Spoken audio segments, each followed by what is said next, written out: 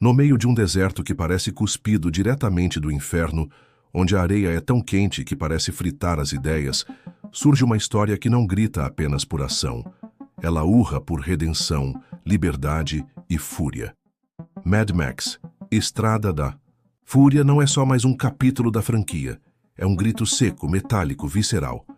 Logo de cara, somos jogados num mundo sem esperança, onde água é ouro e gasolina é mais preciosa que sangue.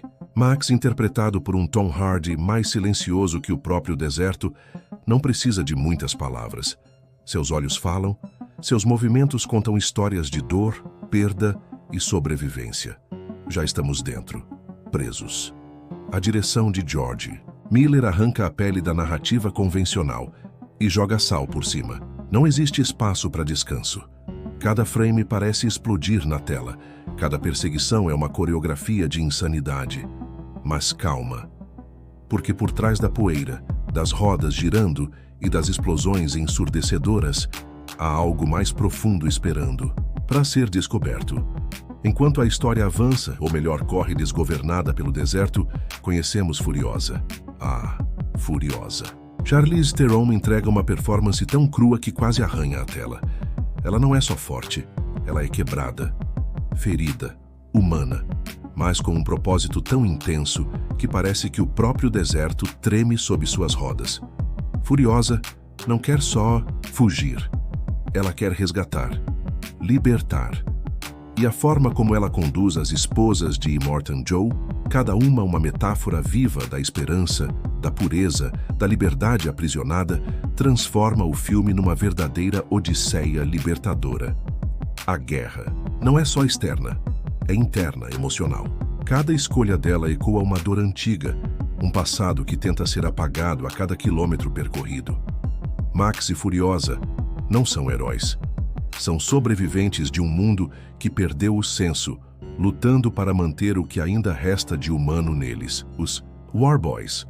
Ah, esses são poesia distorcida. Testemunhem-me.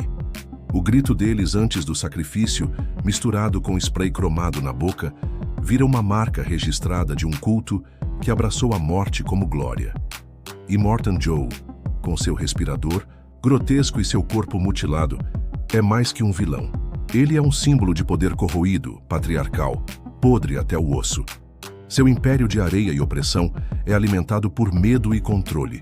E o mais irônico, ele que tanto teme a perda do controle, é vencido justamente por aquelas que ele subestimou. As mulheres. Não há como ignorar a força da narrativa visual aqui. Cada detalhe, dos carros mutantes aos figurinos rasgados, das corridas alucinadas à trilha sonora tribal, nos empurra para dentro desse caos, onde a beleza e o horror dançam lado a lado. A fotografia é quase uma pintura que grita.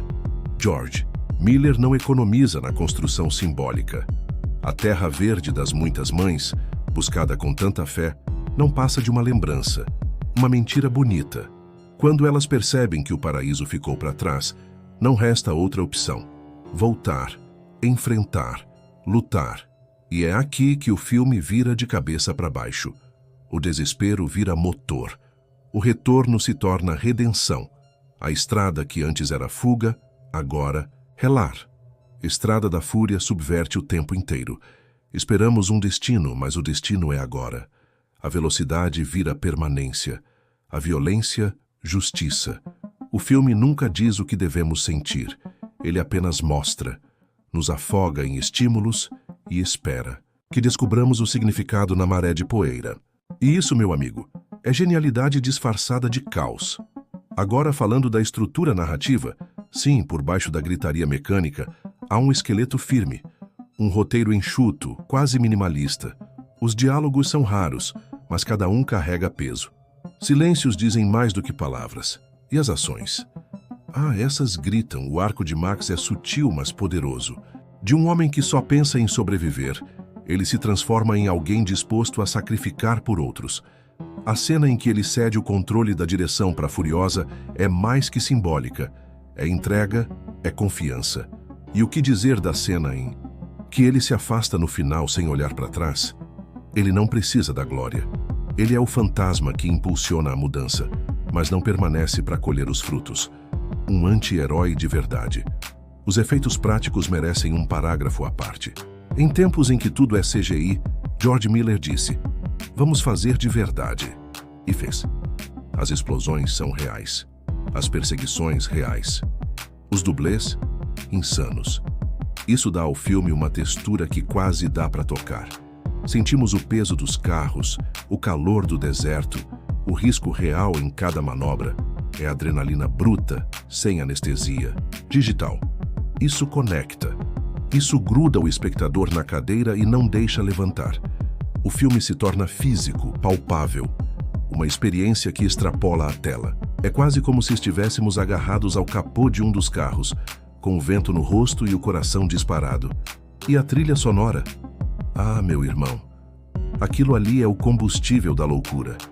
Junkie XL entregou um trabalho que mistura tribalismo, rock, batidas industriais e um sentimento de urgência constante.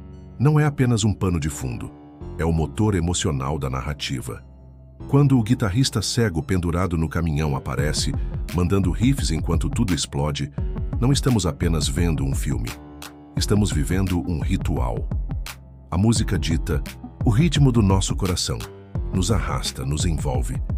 E quando ela para, sentimos falta, como se o próprio silêncio nos gritasse no ouvido. No fundo, Estrada da Fúria é sobre resistência. É sobre se rebelar mesmo quando o mundo inteiro parece desmoronar. É sobre mulheres quebrando correntes, sobre homens reaprendendo a confiar, sobre seres humanos redescobrindo o valor da esperança. É sobre correr para frente, mesmo sem saber o que existe lá, só para não continuar parado na dor. É sobre transformar trauma em luta, dor em direção, medo em coragem, e fazer tudo isso sem perder a alma no meio do caminho. É sobre fazer barulho, mesmo quando a garganta já sangra. E se tudo falhar, então que seja gritado até o último suspiro. E aí entra outro ponto crucial, a estética. Cada pedaço de ferro retorcido, cada rosto pintado, cada gesto exagerado dos personagens, nada está ali por acaso. A arte em Estrada da Fúria não é só para ser vista, mas para ser decifrada. Os veículos não são apenas meios de transporte. São extensões da personalidade de cada personagem. O caminhão de Furiosa é robusto, blindado, resistente. É ela em forma metálica. Já o carro de Nux, cheio de caveiras e tubos, parece uma criatura viva, ansiosa, impulsiva, desesperada por aceitação. Até mesmo os figurinos contam histórias. As esposas usam tecidos leves, brancos, como se fossem fantasmas de um mundo puro que foi corrompido. E Immortan Joe, envolto em plástico e armadura, é um cadáver decorado tentando parecer um deus. Isso é linguagem visual pura, poesia distorcida costurada a ferro e fogo. Agora olha só que curioso. O tempo, ou melhor, a falta dele. O filme todo se passa em questão de horas, talvez um dia no máximo. E mesmo assim, ele carrega uma carga emocional que muitos longas com 3 horas de duração não chegam perto de alcançar. Isso porque não há desperdício. Cada frame importa. Cada batida de tambor, cada giro de roda, cada grito abafado pelo ronco dos motores. Tudo é construção. Tudo é narrativa. Até mesmo o deserto, aquele vazio infinito, parece conversar com a gente. É ele quem nos sufoca, nos pressiona, nos lembra de que não há escapatória fácil. Não há espaço seguro. A estrada é o campo de batalha e o lar ao mesmo tempo. É o que resta quando tudo desmorona.